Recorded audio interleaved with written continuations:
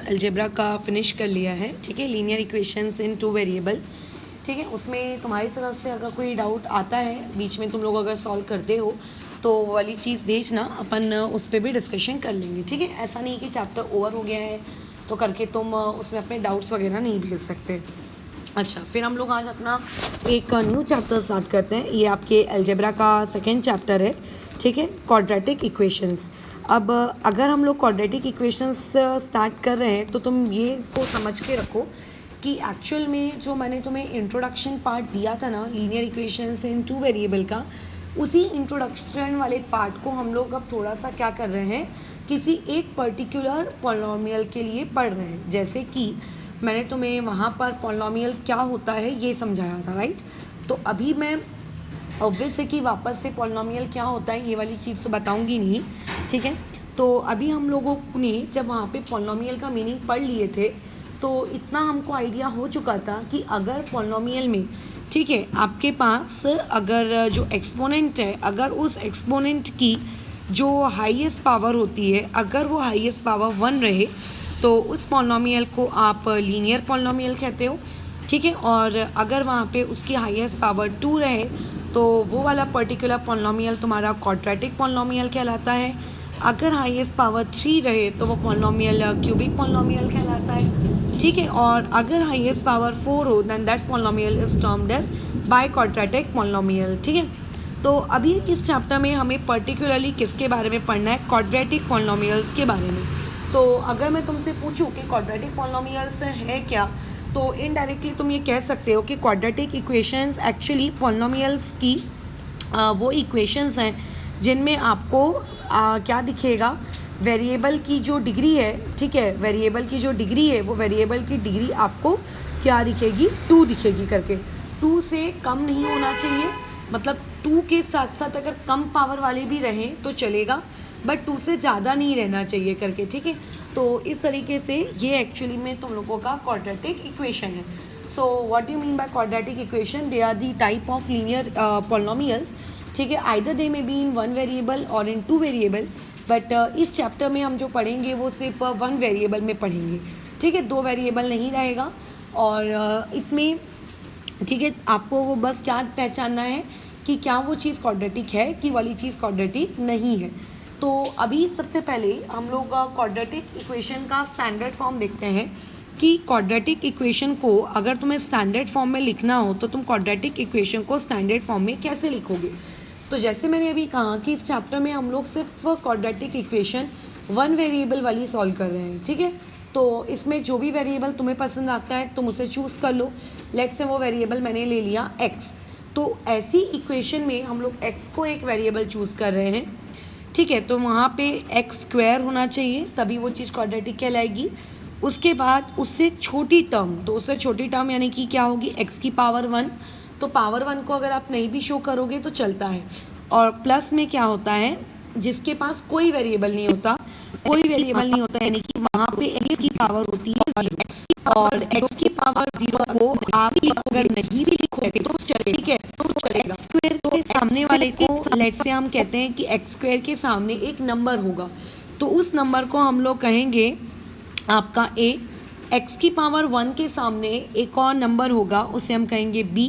X की power 0 के सामने भी एक नंबर होगा उसे हम लोग कहेंगे c, ठीक है। तो क्वाड्रेटिक इक्वेशन का स्टैंडर्ड फॉर्म क्या बन गया, a x square plus b x plus c. X की पावर 0 को नहीं लिखते हैं तो भी चलता है, ऐसा इसीलिए क्योंकि इंडाइसेस के अनुसार ए की पावर 0 इक्वल टू कितना हो जाता है, आपका 1 हो जाता है। सो ये क्या है तुम लोगों का, ये हो गया आपकी क्वाड्रेटिक इक्वेशन का स्टैंडर्ड फॉर्म, ठीक है। जहाँ पे अगर मैं पूछूंगी कि what do you mean by c, तो सी एक्चुअल में इस पर्टिकुलर इक्वेशन का क्या है, कांस्टेंट, यानी कि एक ऐसा टर्म उस पूरी इक्वेशन में जिसके पास कोई भी वेरिएबल आपको नहीं देखने को मिल रहा है, ठीक है। इस क्वेश्चन में तुम्हारे पास b क्या है, तो b एक्चुअल में कोएफिशिएंट है ना, कोएफिशिएंट का मतलब समझता है हमें, तो कोएफिशिएंट है किसके सामने का, आपके x के सामने का। और x की देखो यहाँ पे पावर कितनी है, 1, तो जब किसी चीज़ की पावर 1 होती है तो उसे हम लोग क्या कहते हैं, लीनियर। तो यानी कि ये कोएफिशिएंट है किसका, इस क्वाड्रेटिक में लीनियर टर्म का। यानी कि कल को ऐसा भी सवाल पूछा जा सकता है कि कोएफिशिएंट ऑफ x लिखो, तो बहुत ही आसान है, बट सवाल ऐसा भी आ सकता है कि कोएफिशिएंट ऑफ लीनियर टर्म लिखो, तो लीनियर टर्म पता होना चाहिए हम किसे कहते हैं। वैसे ही जैसे ये ए एक्स स्क्वायर है, ये ए एक्स स्क्वायर को अगर मैं पूछूंगी तो ए क्या है वहाँ पर, तो तुम्हारा अगेन जवाब रहेगा कि वहाँ पे आपका क्या है, ए कोएफिशिएंट है। किस चीज़ का कोएफिशिएंट है, ये एक्स स्क्वायर के सामने का कोएफिशिएंट है, ठीक है। बट एक्स स्क्वायर को हम लोग क्या कह सकते हैं, क्वाड्रेटिक, तो वहाँ पे जो क्वाड्रेटिक टर्म है ये उसके सामने का कोएफिशिएंट है करके। डन। तो सबसे पहली चीज़ तुम्हें जो पता होनी चाहिए वो तुम्हें पता है कि what do you mean by the term quadratic. तो पॉलिनोमियल्स में अगर आपको वहाँ पे हाईएस्ट पावर 2 दिखती है तो उसी चीज़ को हम लोग क्या कहते हैं, क्वाड्रेटिक कहते हैं, बस, ठीक है। अगर उस पर्टिकुलर इक्वेशन में हाईएस्ट पावर आपकी 3 रही तो ऑब्वियस है 3 है तो हो सकता है 2 भी हो, तो ऐसा नहीं चलेगा, 2 से बड़ी कोई पावर नहीं होनी चाहिए वहाँ पे एक्सपोनेंट में, राइट। अच्छा, पॉइंट नंबर 2 ये कि क्वाड्रेटिक इक्वेशन का स्टैंडर्ड फॉर्म क्या है, a x square plus b x plus c. लेकिन इसमें तुम एक बात का ख्याल रखना, तुम यहाँ पे कभी भी, ठीक है, ए की वैल्यू यहाँ पे ज़ीरो नहीं ले सकते, ए की वैल्यू यहाँ पे आप ज़ीरो नहीं ले सकते।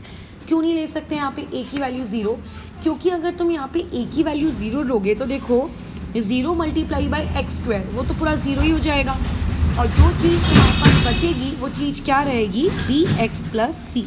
अब क्योंकि तुम्हारे पास सिर्फ बी एक्स प्लस सी बचा, क्या ये अब क्वाड्रेटिक इक्वेशन है क्या, नहीं है, तो अब एक लीनियर इक्वेशन बन चुकी है।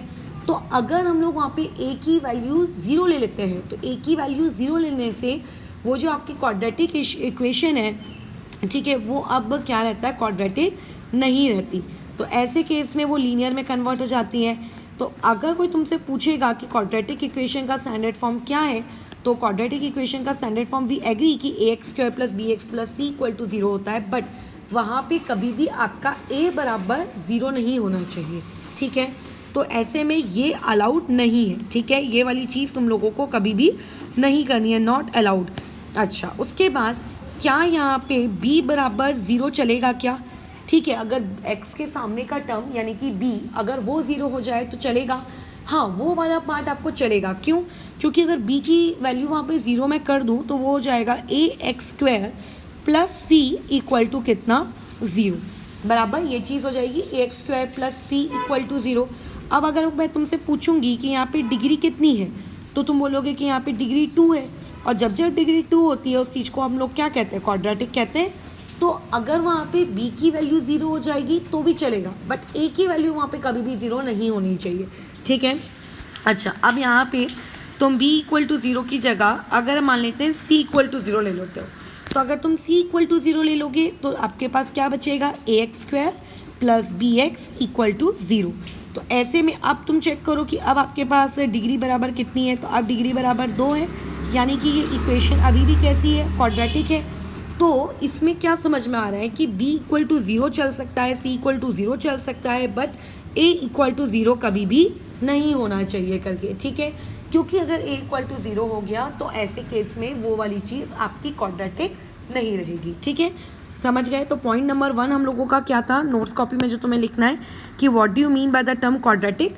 क्वाड्रेटिक मतलब एक ऐसी पॉलिनोमियल, पर्टिकुलरली इस चैप्टर में हम 1 वेरिएबल में पढ़ने वाले हैं, एक ऐसा पॉलिनोमियल जिसमें आपको वहाँ पर वेरिएबल का जो एक्सपोनेंट है, जो वेरिएबल की जो पावर है, वो आपको हाईएस्ट कितनी मिलेगी, 2, ठीक है। पॉइंट नंबर 2 तुम्हें इसका स्टैंडर्ड फॉर्म क्या होता है ये लिखना है। अच्छा, स्टैंडर्ड फॉर्म में ए का मतलब क्या है, बी का मतलब क्या है, सी का मतलब क्या है, ये पता होना चाहिए।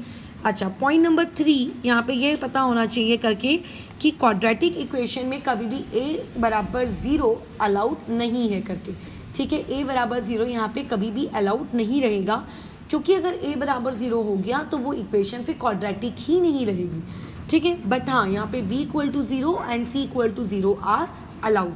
सेम ऐसी ही चीज़ मैंने तुम्हें लीनियर इक्वेशन में भी सिखाई थी 2 वेरिएबल्स में, कि जो लीनियर इक्वेशन इन 2 वेरिएबल होता है उसका स्टैंडर्ड फॉर्म होता है a x plus b y plus c equal to 0। तो वहाँ पे a इक्वल टू 0 और b इक्वल टू 0 अलाउड नहीं है, क्योंकि अगर a और b की वैल्यू 0 हो गई तो ऐसे में फिर वो लीनियर इक्वेशन इन 2 वेरिएबल नहीं रहेगी, ठीक है। तो ऐसा रट्टा मत मान लेना कि a और b दोनों 0 नहीं हो सकते। लीनियर इक्वेशन इन 2 वेरिएबल में a भी 0 नहीं होना चाहिए था और b भी 0 नहीं होना चाहिए था, वहाँ पे a और b का अलग मतलब है, ठीक है, और यहाँ पे a और b का अलग मतलब है। तो हर चैप्टर जो आप पढ़ोगे, अब फिलहाल तो तुम्हें 2 ही चैप्टर्स हैं, एक लीनियर और क्वाड्रेटिक, बट फ्यूचर में अगर तुम कोई और इक्वेशंस पढ़ते हो जिसमें क्यूबिक आता है या बाइक्वाड्रेटिक आता है, तो वहाँ पे ए का मतलब बदल जाएगा। तो ऐसा ये कोई पत्थर की लकीर नहीं है कि ए का मतलब तो होता है एक्स के सामने का टर्म, वो लीनियर इक्वेशन इन 2 वेरिएबल में होता था। यहाँ पे ए के सामने का क्या है, आपका एक्स स्क्वायर के सामने वाला। तो ऐसे में आपको दोनों चैप्टर में उनकी स्टैंडर्ड इक्वेशन याद होनी चाहिए, और जब स्टैंडर्ड इक्वेशन याद होगी तो अपने आप समझ में आ जाता है कि ए किसे कहते हैं। ठीक है, चलो अब आगे बढ़ते हैं हम लोग। अभी हम आ जाते हैं हमारे नोट्स नंबर 4 में, कि हम लोग नोट्स नंबर 4 में देखो क्या चीज़ लिख सकते हैं। तो नोट्स नंबर 4 में अगर हम आए, तो मैंने तुम्हें बताया था इससे पहले वाले ही चैप्टर में कि आपके पास जो पॉलिनोमियल होता है, ठीक है, पॉलिनोमियल में जितनी उसकी हाईएस्ट डिग्री होती है, मतलब जो उसकी हाईएस्ट पावर का हो, अब उस हाईएस्ट पावर को हम लोग एक्चुअल में कहते हैं डिग्री, ठीक है, जितनी उसकी डिग्री होती है उसके हिसाब से आप उसे क्लासीफाई कर देते हो कि ये करके इतना इतना। ठीक है, तो अभी यहाँ पे क्योंकि हम लोग क्वाड्रेटिक इक्वेशंस पढ़ रहे हैं, तो क्वाड्रेटिक इक्वेशंस में ऑब्वियस है, तुम कोई भी इक्वेशंस पढ़ो, तुम्हें वहाँ पे उन इक्वेशंस की रूट्स निकालने पड़ते हैं। अब यहाँ पे पहले अपन बातचीत कर लेते हैं कि what do you mean by the roots of a quadratic equation. पहले तो देख लेते हैं कि रूट्स का मतलब क्या होता है। अगर मैं तुम्हें एक सादी सी लीनियर इक्वेशन दे दूँ x + 5 = 0, ठीक है, और तुमसे कहूँ कि यहाँ पे x की ऐसी वैल्यू ढूंढो जिसके लिए LHS = RHS हो जाए, तो तुम कहोगे कि x की वैल्यू आप -5 रख लो। तो एक्चुअल में हम x = -5 को कहेंगे कि वो उस पर्टिकुलर पॉलिनोमियल का रूट है। 9th क्लास में पॉलिनोमियल में ये सब चीज़ें हम लोगों ने की हुई हैं, राइट। तो हम क्या कहेंगे कि x = -5 पर्टिकुलरली उस इक्वेशन का क्या है, रूट है करके, राइट।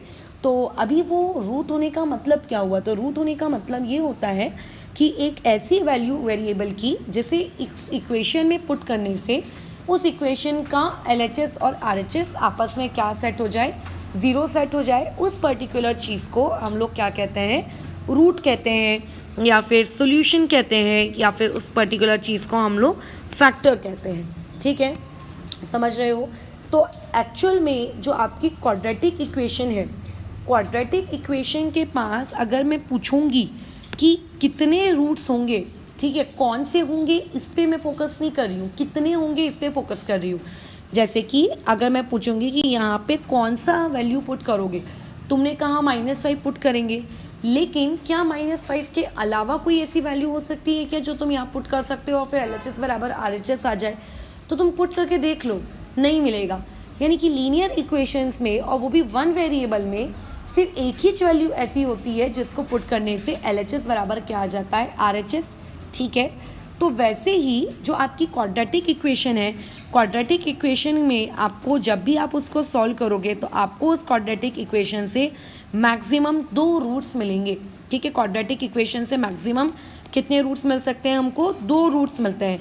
यानी कि जैसे ऊपर में मैंने कहा कि x की कितनी वैल्यूज तुम ऐसी ढूंढ सकते हो जिसके लिए LHS = RHS आ जाए, तो हमने कहा कि एक वैल्यू ढूंढ सकते हैं। तो वैसे ही इफ क्वाड्रेटिक की ऐसी टोटल कितनी वैल्यूज़ निकल के यहाँ पे आ सकती हैं, ऐसी टोटल आ सकती हैं यहाँ पर आपके पास टोटल 2 वैल्यूज़, 2 ऐसी नंबर्स निकल कर आएंगे जिसके लिए आपकी क्वाड्रेटिक इक्वेशन का LHS = RHS हो जाएगा। ठीक है, तो ये तुम लोगों का होगा नोट्स नंबर 4 कि क्वाड्रेटिक इक्वेशन के पास मैक्सिमम कितने रूट्स हो सकते हैं, वहाँ पे उसके पास 2 रूट्स हो सकते हैं, 2 से ज़्यादा तो कभी होंगे ही नहीं।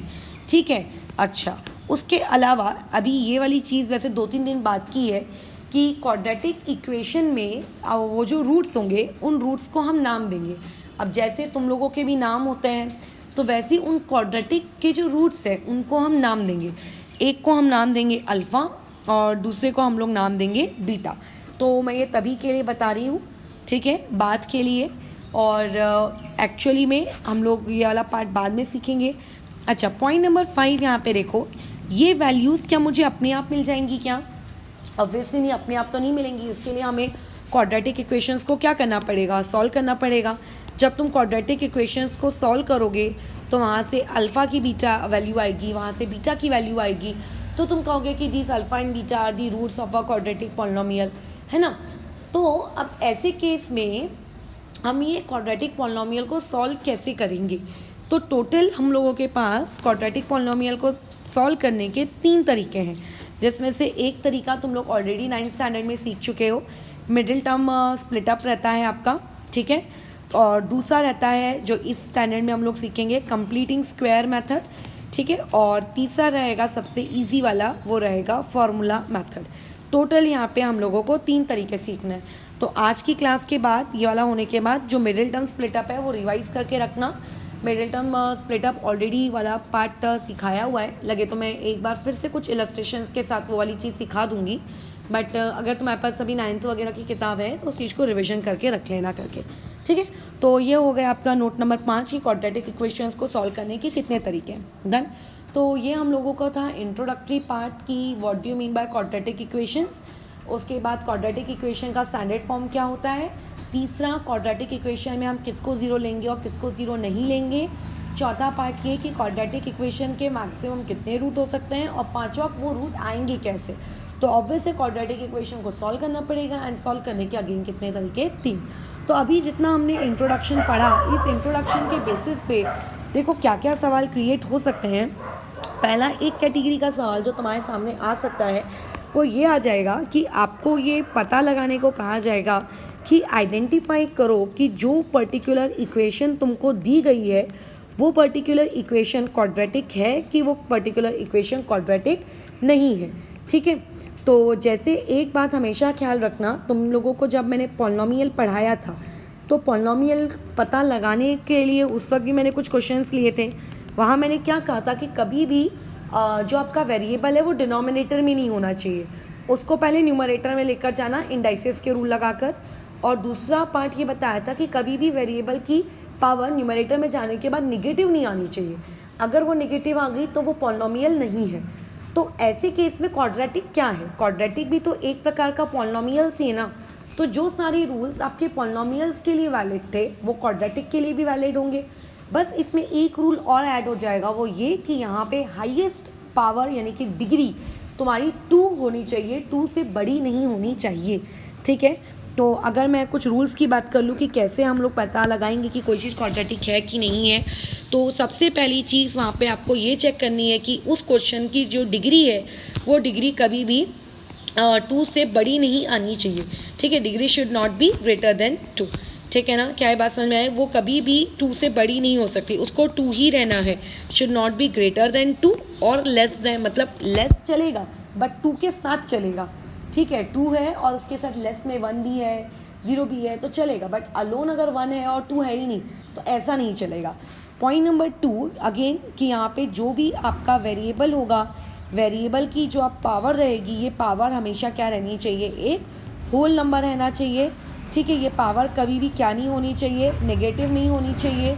अच्छा, उसके बाद नेक्स्ट पॉइंट कि कभी भी जो तुम्हारा वेरिएबल है उसको डिनोमिनेटर में आपको नहीं रखना है, ठीक है। आपका जो वेरिएबल है वो कहाँ नहीं होना चाहिए, डिनोमिनेटर में नहीं होना चाहिए। उसको तुम्हें क्या करना पड़ेगा, इंडाइसेस के रूल लगाना, और इंडाइसेस के रूल लगाकर उसे कहाँ पे शिफ्ट कर देना, पहले न्यूमरेटर में, ठीक है। मैं क्वेश्चंस के वाया चीज़ समझा दूंगी, ठीक है। तो अब हम लोग क्वेश्चंस में आते हैं, जिसके वाया हम ये सीखते हैं करके कि कैसे क्वेश्चन में आप आइडेंटिफाई करोगे करके कि वो गिवन चीज़ क्वाड्रेटिक है कि नहीं। तो क्वेश्चन लिख ले रही हूँ, इस चीज़ को एक बार वीडियो पॉज करके तुम लोग खुद ट्राई करके देखना और आइडेंटिफाई करने की कोशिश करना कि वो पर्टिकुलर चीज़ आपकी क्वाड्रेटिक रहेगी कि वो पर्टिकुलर चीज़ आपकी क्वाड्रेटिक नहीं रहेगी करके, ठीक है। तो पहले मैं क्वेश्चंस वाले कंप्लीट कर लेती हूँ।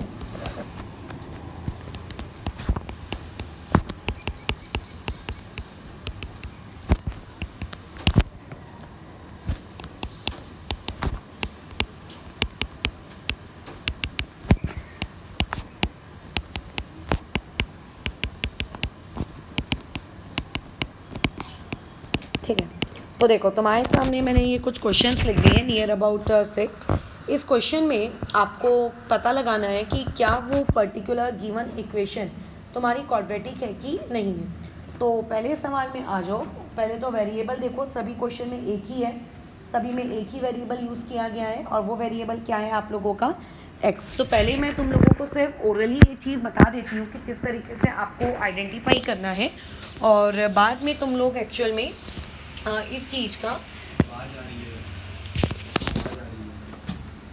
बाद में तुम लोग एक्चुअली इस चीज़ को खुद किस तरीके से सिस्टमेटिकली लिखना है अपन इस पर भी बातचीत कर लेंगे करके, ठीक है, कि कैसे आप लोगों को क्वेश्चन जब आएगा तो उस क्वेश्चन को एकदम प्रॉपर वे में लिखना है।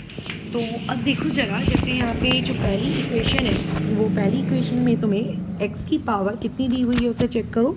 यहाँ पे x की पावर दी हुई है तुम्हें 2, ठीक है। और क्या तुम्हें यहाँ पे ऐसा कोई दूसरा वेरिएबल दिख रहा है क्या जहाँ पे x की पावर 2 से बड़ी तुम्हें नज़र आ रही है? तो नहीं, ऐसा तो हमें कोई दिख ही नहीं रहा है। तो मतलब यहाँ पे इस चीज़ की डिग्री क्या है, 2 से बड़ी तो नहीं है, ठीक है। और ये चेक कर लो कि जो बचे हुए आपके वेरिएबल्स हैं उन बचे हुए वेरिएबल्स में क्या x की पावर, ठीक है, कहीं निगेटिव वगैरह तो नहीं है वेरिएबल की।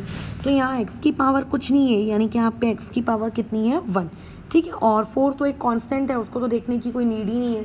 तो इसका आंसर क्या हो जाएगा कि yes it is a quadratic equation. Similarly next वाली स्टेप में चेक करो।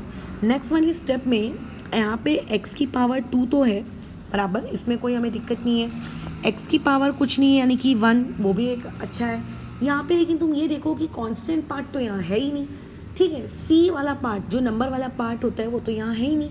तो नंबर वाला पार्ट अगर नहीं भी होगा ना तो भी चलेगा। जैसे हमने ऊपर डिस्कशन किया ना कि अगर वहाँ पे c अगर इक्वल टू 0 हो जाए या फिर अगर b इक्वल टू 0 हो जाए तो भी वो चीज़ क्या कहलाएगी, क्वाड्रेटिक कहलाएगी, ठीक है। तो यहाँ पे कौन सा वाला टर्म गायब है, देखो कांस्टेंट वाला टर्म गायब है, तो ये वाली चीज़ भी आपकी क्या कहलाएगी, क्वाड्रेटिक। तो यस ये भी क्वाड्रेटिक है। अच्छा, अब जैसे ये जो आपको दिया है ये नेक्स्ट इक्वेशन, इस नेक्स्ट इक्वेशन को तपाक से अपना मुंह खोलकर ये मत बोल देना कि no it is not a quadratic. पहले उस चीज़ को पूरा सॉल्व करो, उसके बाद अपन डिसाइड करेंगे कि वो क्वाड्रेटिक है कि नहीं। जैसे यहाँ पे x के डिनोमिनेटर में कुछ नहीं यानी कि 1, तो पहले क्रॉस मल्टीप्लाई कर लो तो ये वाली चीज़ कितनी हो जाएगी x², फिर आ जाएगा +3 अपॉन में x इक्वल टू x²।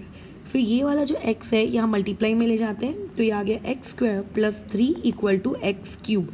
तो एक इक्वेशन तो क्रिएट हो गई। इस इक्वेशन को थोड़ा अच्छे से लिख लेते हैं, x³ - x² + 3 इक्वल टू 0।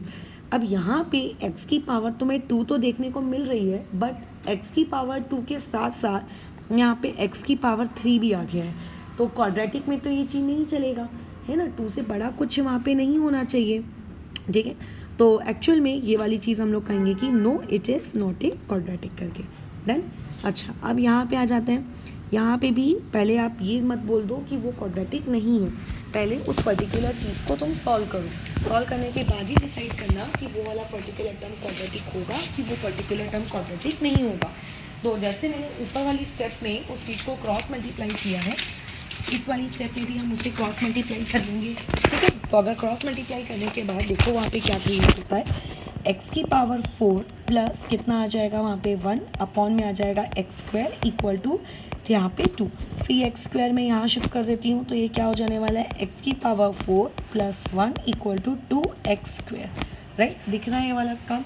अब इसको तुम अरेंज कर लेना, यानी कि +2 चलो मैं ही कर देती हूँ, x की पावर 4 - 2x² + 1 इक्वल टू 0। अब यहाँ पे ये इक्वेशन क्वाड्रेटिक है कि ये इक्वेशन क्वाड्रेटिक नहीं है। तो ऐसे केस में यहाँ पे x की पावर 2 तो है, बट यहाँ पे साथ साथ में x की पावर और क्या आ चुका है, 4 भी आ चुका है। तो इसीलिए हम इसको लिखेंगे कि no it is not a quadratic, ठीक है। अच्छा, अब इसमें आते हैं ये क्वेश्चन नंबर 5 में। देखो क्वेश्चन नंबर 5 क्या कहता है कि यहाँ पे क्या ये चीज़ क्वाड्रेटिक है कि नहीं है। तो यहाँ पे मुझे x की पावर 2 दिख रही है। क्या तुम्हें कोई भी ऐसा टर्म दिख रहा है जो x की पावर 2 से बड़ा है करके, ऐसा कुछ दिख रहा है क्या? नहीं, ऐसा तो कुछ दिख नहीं रहा। तो हमें ऐसी फीलिंग आएगी कि अच्छा चलो ठीक है, इसको हम लोगों ने क्वाड्रेटिक कह देना चाहिए, लेकिन ये क्वाड्रेटिक नहीं है। क्यों ये वाली चीज़ क्वाड्रेटिक नहीं है? क्योंकि तुम यहाँ पे ये देखो कि यहाँ पे x को अंडर रूट में डाला है। अगर तुमने पॉलिनोमियल वाला जो इंट्रोडक्टरी वीडियो है वो ध्यान से देखा होगा तो तुम्हें पता होना चाहिए करके कि ये जो आपका अंडर रूट रहता है ये बल्कि कुछ और नहीं, x की पावर कितनी होती है 1/2। 1/2 को इस तरीके से अंडर रूट के फॉर्मेट में लिखते हैं, -3 इक्वल टू 0, ठीक है। अब यहाँ पे x की पावर देखो कितनी आ गई, हाफ। और मैंने तुमसे क्या कहा था कि क्वाड्रेटिक कुछ नहीं बल्कि एक तरीके से पॉलिनोमियल ही है। तो जो जो रूल्स पॉलिनोमियल में वैलिड होते हैं वही सारे रूल्स क्वाड्रेटिक में भी वैलिड होंगे। और रूल्स ये कहता है कि वेरिएबल की पावर हमेशा क्या होनी चाहिए, एक होल नंबर। और क्योंकि यहाँ पे वेरिएबल की पावर होल नंबर नहीं है तो therefore this equation is not a quadratic करके, ठीक है। अच्छा 6 वाले क्वेश्चन में आओ। 6 वाले क्वेश्चन में तुमसे कुछ इक्वेशन दी है। इस इक्वेशन में पहले इसको रीअरेंज कर लो, ये +2x² को वगैरह वगैरह सबको यहाँ शिफ्ट कर लो। तो ये इक्वेशन रीअरेंज होने के बाद इस तरीके से कन्वर्ट हो जाएगी, ठीक है। मैं डायरेक्ट लिख रही हूँ, तुम एक एक स्टेप बाय स्टेप शिफ्ट करके उस चीज़ को लिख सकते हो। तो अब यहाँ पे चेक कर लो कि ये चीज़ क्वाड्रेटिक है कि नहीं। तो yes it is a quadratic, क्योंकि यहाँ पे सब कुछ पावर होल नंबर में भी है और साथ ही साथ में यहाँ पे स्क्वायर से बढ़ी हुई डिग्री आपको कहीं देखने को नहीं मिल रही है करके, ठीक है। तो अगर तुम लोगों के पास टेक्स्ट बुक है तो टेक्स्ट बुक में जब तुम लोग पेज नंबर वहाँ आपका 30 खोलोगे तो पेज नंबर 30 में तुम्हें एक एक्टिविटी मिलेगी। उस पेज नंबर 30 में एक्टिविटी में आपको क्लासीफाई करना है कि वो पॉलिनोमियल्स लीनियर है कि क्वाड्रेटिक। तो लीनियर और क्वाड्रेटिक करके उसको क्लासीफाई कर लेना, ठीक है, बराबर। अच्छा फिर नेक्स्ट में आते हैं। नेक्स्ट वाला क्वेश्चन अब देखो ये आएगा। अच्छा जैसे कि ये बताओ, पहले एक और ले लेते हैं हम लोग, ABC 3 इलस्ट्रेशंस और ले लेते हैं। पहचानो क्या ये वाला पार्ट क्वाड्रेटिक है कि नहीं है। 9y² + 5 = 0। फिर उसके बाद यहाँ पे आ जाएगा आपके पास m³ - 5m², ठीक है, +4 = 0। ये एक हो गया। और ब्रैकेट में l + 2 और दूसरे ब्रैकेट में l - 5 = 0 करके, ठीक है। तो देखो जरा अब यहाँ पर ये वाली चीज़ क्या क्वाड्रेटिक है क्या। अब यहाँ पे स्क्वायर के सामने वाला टर्म तो है, यहाँ पे c यानी कि कांस्टेंट वाला टर्म भी है, लेकिन यहाँ पे जो चीज़ नहीं है वो चीज़ है कि आपका वो लीनियर पार्ट। तो अगर b 0 हो गया है या फिर c 0 हो गया है तो उससे कोई दिक्कत नहीं है, होने दो उनको 0, ठीक है। तो ये वाली चीज़ कहलाएगी क्वाड्रेटिक है करके, यस। अच्छा इस वाले में आ जाते हैं। ये वाला तो साफ साफ दिख रहा है, यहाँ पे आपने 3 पावर ले ली है, तो ये वाली चीज़ को हम लिखेंगे कि no it is not a quadratic करके, ठीक है। अच्छा उसके बाद इसमें आ जाओ। इसमें पहले ना ब्रैकेट ओपन करो। जब ब्रैकेट ओपन कर लोगे तो ब्रैकेट ओपन करने के बाद ये डिसाइड करना कि वो वाली चीज़ क्वाड्रेटिक है कि नहीं। तो ये होगा l² - 3l - 10 = 0। तो यहाँ से हम लोग उसको स्टेटमेंट लिख देंगे कि yes it is a quadratic करके, ठीक है, डन। तो मेरे हिसाब से ये वाला काम तो तुम कर लोगे कि वो पर्टिकुलर इक्वेशन क्वाड्रेटिक है कि वो इक्वेशन क्वाड्रेटिक नहीं है, ठीक है। अच्छा अभी इसी में जो तुम्हारे पास देखो एक टाइप 2 यहाँ से क्रिएट किया जा सकता है। वो टाइप 2 ये है कि आपको इक्वेशन को, ठीक है, बोला जाएगा कि उस पर्टिकुलर चीज़ को स्टैंडर्ड फॉर्म में लिखो। अब क्वाड्रेटिक का स्टैंडर्ड फॉर्म क्या होता है ये मैं तुम्हें ऑलरेडी बता चुकी हूँ।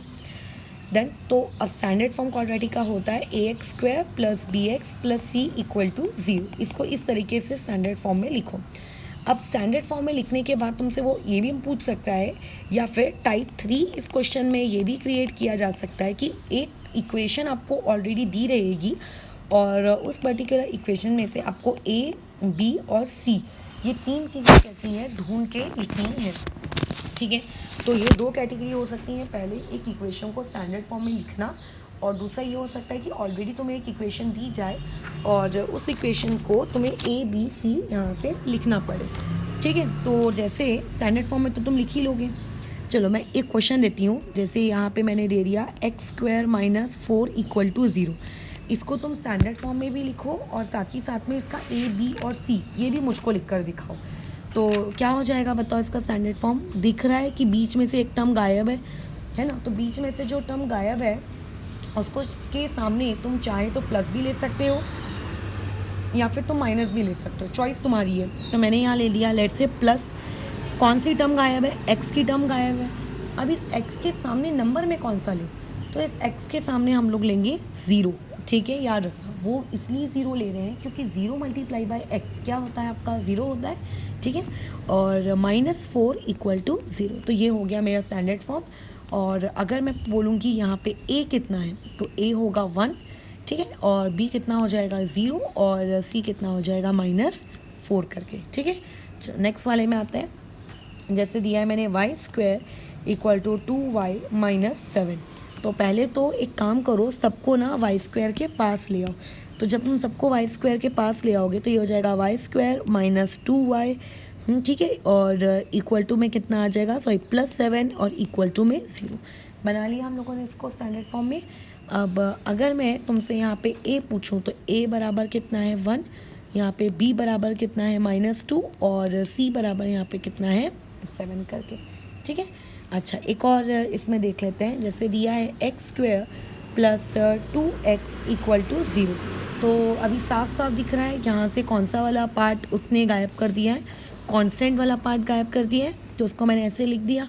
अब तुम्हें बस a b c बताना है, तो यहाँ a equal to 1, b equal to 2 और c बराबर कितना आ जाएगा 0 आ जाएगा, ठीक है। तो इस तरीके से ये 3 कैटेगरीज के सवाल हो सकते हैं।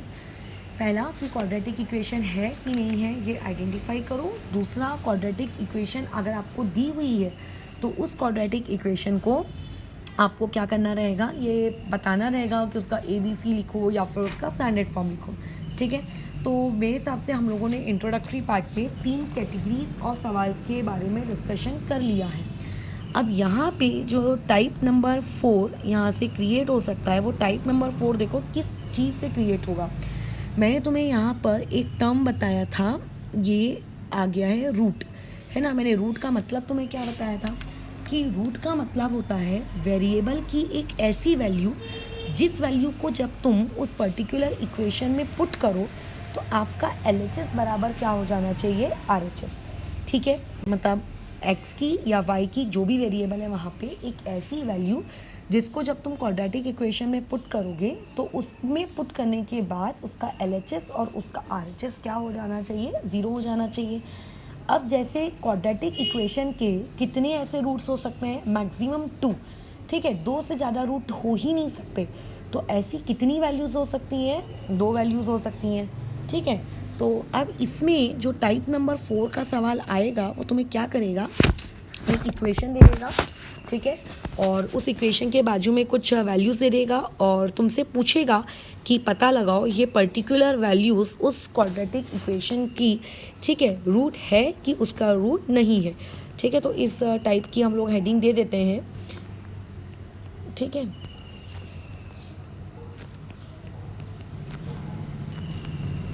तो ये मैंने तुम लोगों के उस पर्टिकुलर टाइप की हेडिंग दे दी। इसमें आपको बोला गया है कि आपको कुछ गिवन वैल्यूज़ दी हुई होंगी, तुम्हें पता लगाना है कि क्या वो गिवन वैल्यूज़ उस पर्टिकुलर चीज़ का रूट है कि नहीं है। जैसे इलस्ट्रेशन के नाम पे मैंने ये ले लिया, आपको एक इक्वेशन दे दी quadratic 2x² - x - 10 equal to 0, ठीक है, और बाजू में यहाँ मैंने वैल्यू दे दी x इक्वल टू -2 और एक दे दिया है x इक्वल टू -5/2। तो क्या करोगे, सबसे पहले तो मैं एक स्टैंडर्ड तरीका तुम्हें बता देती हूँ किस तरीके से लिखना है, उसके बाद बाकी तुम्हें पूरा खुद करना पड़ेगा, ठीक है।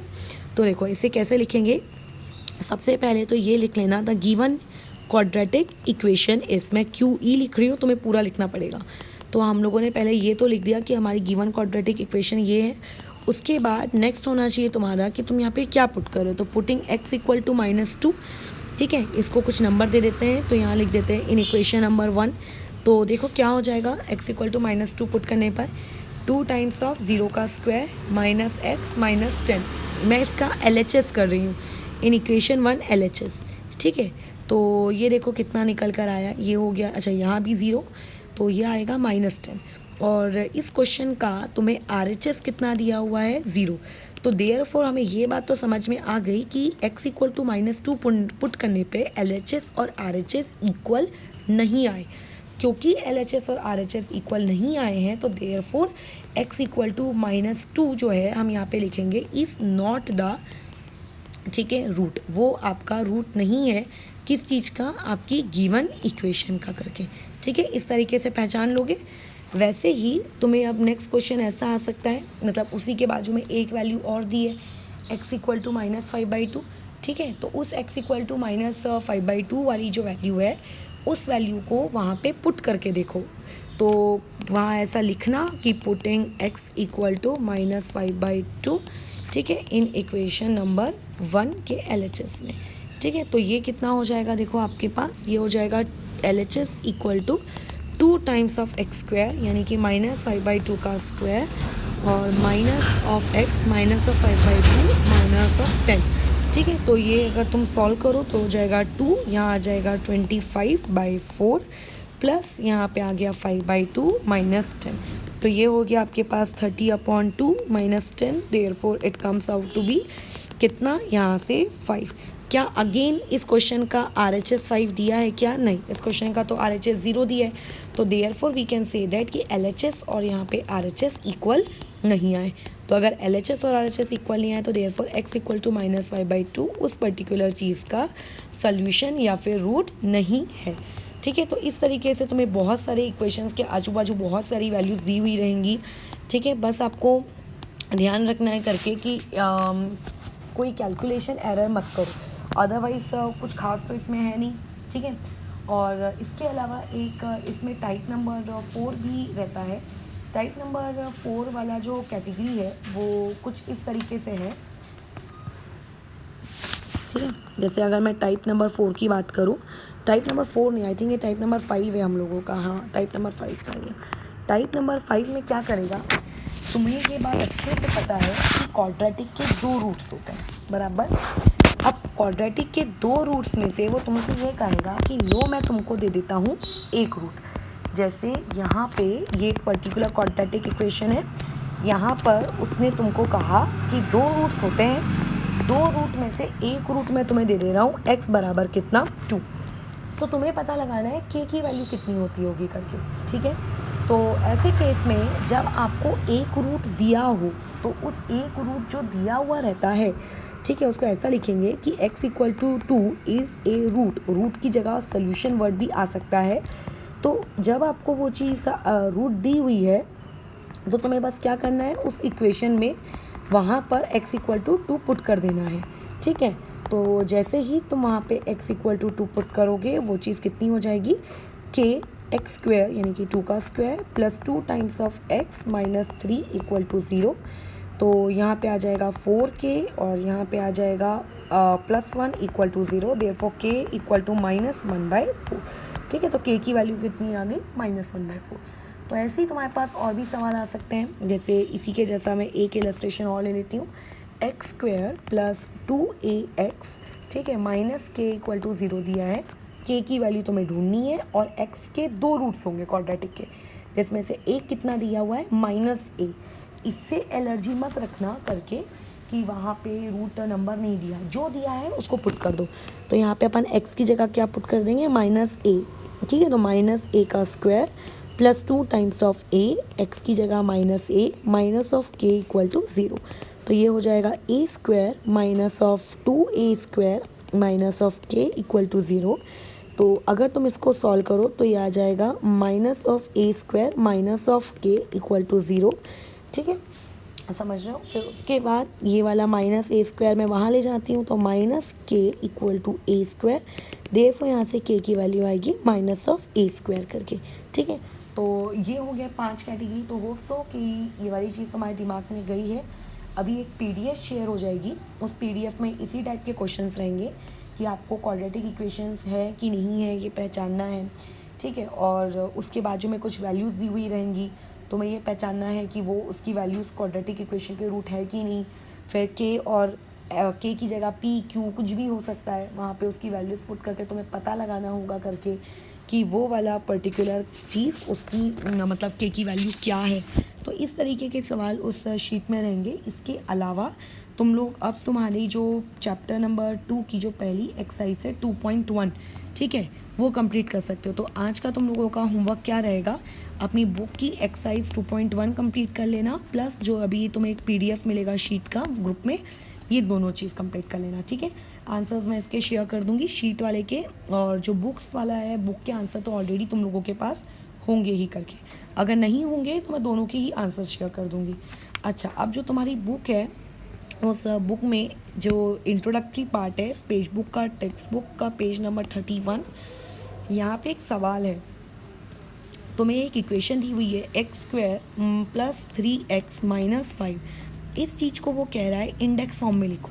इंडेक्स फॉर्म में लिखना हम लोगों ने कहाँ में सीखा है, लास्ट ईयर पॉलिनोमियल का चैप्टर पढ़े थे, वहाँ पे हम लोग इसको इंडेक्स फॉर्म में लिखते थे। तो इंडेक्स फॉर्म में लिखने से पहले बस इस बात का ध्यान रखना कि कोई भी टर्म मिसिंग नहीं होनी चाहिए करके, कोई भी टर्म मिसिंग नहीं होनी चाहिए, ठीक है। जैसे कि यहाँ पे एक्स स्क्वायर के आगे क्या है 1, तो यहाँ लिखेंगे 1, फिर कॉमा डाल के क्या लिख देंगे हम लोग यहाँ पे 3 और फिर क्या लिख देंगे -5। तो ये रहा इसका इंडेक्स फॉर्म। वैसे ही एक इक्वेशन अगर मैं तुम्हें दे दूँ 5x², इसका इंडेक्स फॉर्म लिखो। तो इस चीज़ का इंडेक्स फॉर्म तुम कैसे लिखोगे, इसके आगे की टर्म्स गायब है तो पहले इसको स्टैंडर्ड फॉर्म में ऐसे अरेंज कर लो, ठीक है। और जब तुम इसको स्टैंडर्ड फॉर्म में अरेंज कर लोगे तो इसका इंडेक्स फॉर्म क्या होगा, ये ऐसे में, ठीक है। तो ये वाला पार्ट बस तुम्हारा एक बाकी था, ठीक है। तो ये वाली चीज़ तुम्हें लिखते आनी चाहिए। तो ये तुम्हारा काम है। प्लस एक काम और है कि कल हम लोग एक्चुअल में मिडिल टर्म स्प्लिटअप सीखेंगे। तो मिडिल टर्म स्प्लिटअप के लिए जो तुम्हारा रहेगा पुरानी बुक में जो भी मिडिल टर्म स्प्लिटअप के क्वेश्चंस, उसकी प्रैक्टिस करके रखना। एटलीस्ट बेसिक मिडिल टर्म स्प्लिटअप तुम्हें आना चाहिए करके, ठीक है। ओके, तो फिर आज के लिए इतना ही रहेगा।